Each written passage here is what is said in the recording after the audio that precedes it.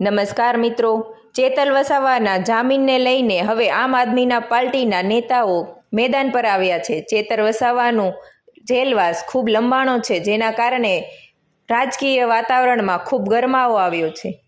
નર્મદા જિલ્લાના આમ આદમી પાર્ટીના ઉપપ્રમુખ દેવેન્દ્ર વસાવાએ ચેતર વસાવાની જામીન મુદ્દે પ્રશાસન સામે આક્રમણ વલણ અપનાવી 7 દિવસમાં ચેતર વસાવાને જામીન નહીં મળે તો ઉગ્ર આંદોલનની ચીમકી ઉચ્ચારીને જેલનો ઘેરાવો કરવાનું એલાન કર્યું છે। તેઓ જણાવે છે કે જેલથી માંડીને કલેક્ટર કચેરી સુધી અમે બધું ઘેરી લેશું, અમે અમારો આદિવાસી પાવર બતાવીશું।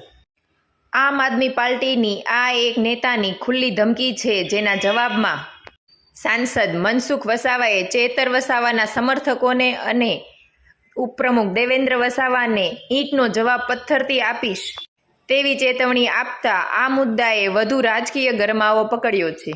હવે ચેતરભાઈની જામીન મુદ્દે થયેલી આ જંગમાં કોની જીત થાય છે એ આપણે 7 દિવસમાં જોઈએ। ધન્યવાદ।